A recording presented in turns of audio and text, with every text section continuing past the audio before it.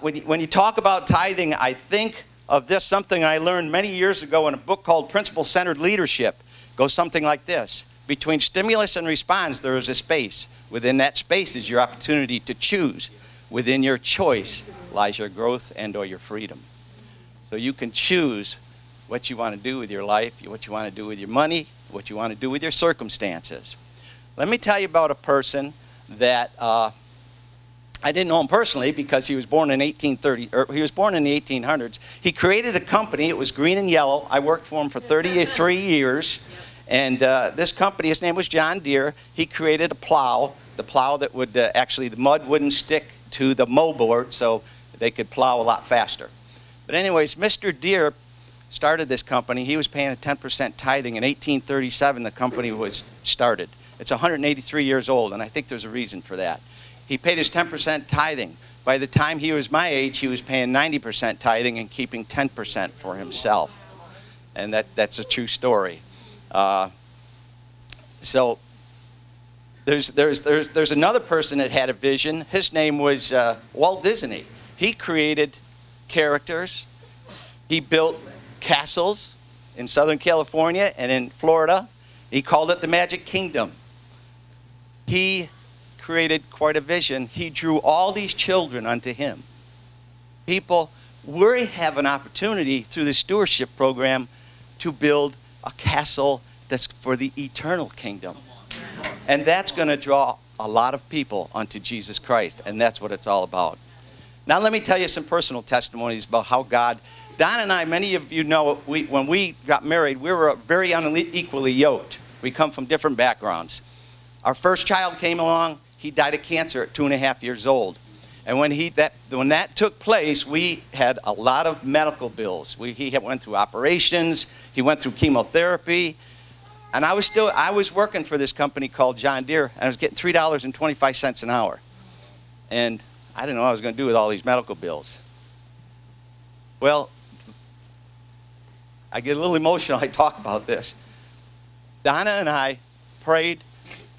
One day, a guy from the HR department walks up to me, and I'm working in the warehouse as a laborer, and we knew that our son was going to pass, and he puts his arm around me, and he says, Norm, I don't want you to worry about any of your finances. Whatever they don't pay, John Deere's going to pick up. I didn't have to worry about it at all. So let me tell you this, folks. When God wants you to have something, it's going to be yours, right? Okay, how many people here think God wants us to have a church on this 13 acres of land that was given to us? Let me see a show of hands. That's right. God wants us to have that. When He wants you to have something, you're going to get it. One more testimony, okay? I went to Maui about 5 years ago with my wife. Donna and I went to Maui. Our son lives there, and with our grandchildren. And so when you go to Maui, you got to get on the beach. You have to have some sunshine, get that vitamin D. So I'm laying there for about 3 hours on the beach. My grandkids say, come on, Dad, Papa, let's go boogie boarding. I says, boogie boarding? Oh, brother. I said, okay, I'll go with you. So I jumped up, as hot as I was. I jump in the water. You know, when you sit in the sun that long, your body kind of bloats a little bit. Well, I jump in the water, and my skin started to contract. So I'm paddling out with both hands. I'm paddling like this. I'm trying to catch up with my grandkids. And all of a sudden, I realized my rings, my fingers had shrunk, and my rings fell off. I grabbed my wedding ring like this. I grabbed it. But my retirement ring I got from the company after 33 years went to the bottom of the ocean. I didn't get that retirement ring. Down it went. I called my grandkids, I called my son, my wife, my daughter-in-law, everybody. All their friends came out, and for an hour and a half, they were trying to search the bottom of the ocean to get that ring. I says, forget it. It was about an hour and a half later. I said, guys, forget it. It's gone. I was about 25 yards out, so it was about 7-8 feet deep. So it went to the bottom of the ocean. Donna and I left Maui after a week. I was home about 2 months. I get a call from my daughter-in-law. She says, Dad, by the way, I want you to know that I put the details of your ring on Facebook here in Maui in case anybody finds it.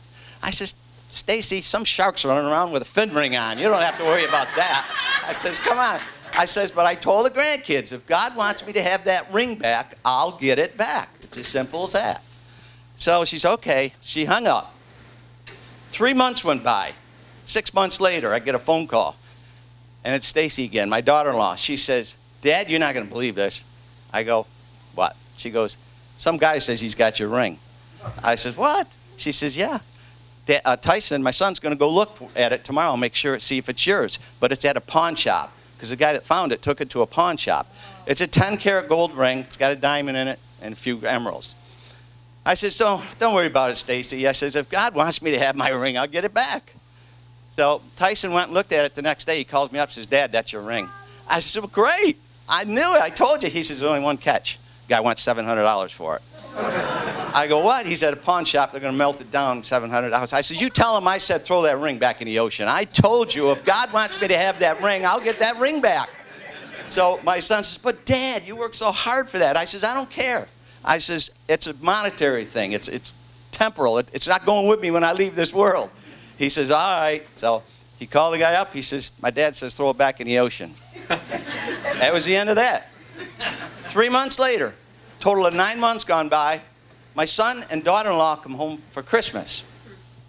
My son walks, I was at work, and my son comes in the house, and I get home, and my Bible's laying on the kitchen counter. And I walk in, and I says, well, what's my Bible doing there? My son says, there it is, Dad. He says, the guy came to me 3 months ago, or just the last couple of weeks. I'm going to lose it again. Guy